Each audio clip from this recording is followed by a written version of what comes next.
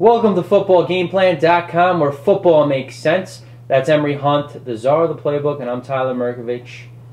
We have Tampa Bay at New Orleans after the Saints lose their first game of the season last Saturday night against the Cowboys. Tampa Bay gets their second win of the year as Josh Freeman played well against Seattle. That offensive line protected him.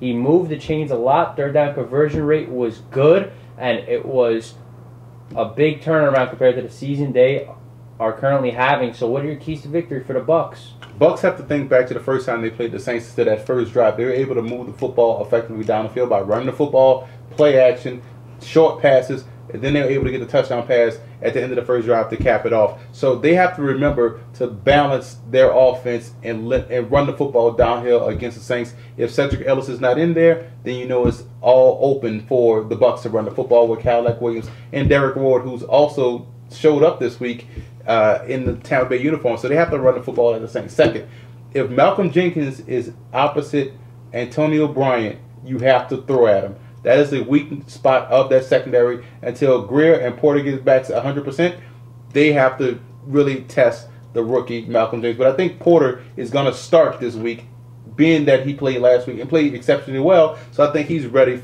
back at full strength. He's going to start. But wherever Malcolm Jenkins is lined up, that's where you want to attack. And Freeman has to protect the football. Yeah. That goes without question. Yeah, Tampa Bay's defense, when their secondary is not playing well, then their front seven can't stop the run, and vice versa. Haven't really been consistent. But they have 4 interceptions against Hasselbeck.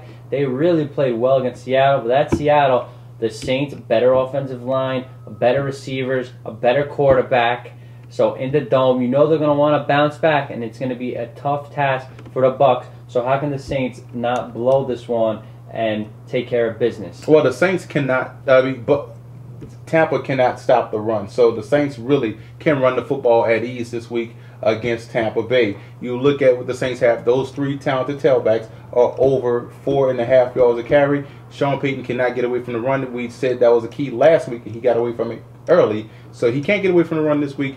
They can run the football against the Buccaneers. They had some success the last game they played Tampa. Second, defensively, the pressure has to be effective. They have to get back to that aggressive style, blitzing defense to get back there to the quarterback. He's still a rookie. And I know at some point you have to take that rookie label off if you've played so many games. But he is still a rookie. He's still prone to a 3-interception game. So you can get pressure on him, frustrate him, mix up your defensive coverages. That's going to give yourself a shot. Plus, the Saints have to win. If they win this game, they get home field advantage. So I'm taking the Saints a lot to play for this week. If they win, they get home field. The road to the Super Bowl has to go through New Orleans. Well, if the Bucs could play great on the offensive line, running the ball, running-wise, and targets besides Winslow and Bryan can really be effective like Strouder and other targets, I think they could stay in it. But the Saints have too much to play for. I'm taking the Saints. That's a little too much to ask for the Bucs. I think New Orleans bounces back here, especially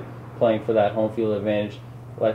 They're thinking, let's end it right here, and the next couple of weeks, let's get healthy and practice a lot, get ready for that second round of the playoff. Right. If they're going to take Week 17 and use it as a prep game against the Panthers, they want to really come out. If this is the last game that all 11 starters are going to play fully, they really want to come out and dominate the Bucs from start to finish.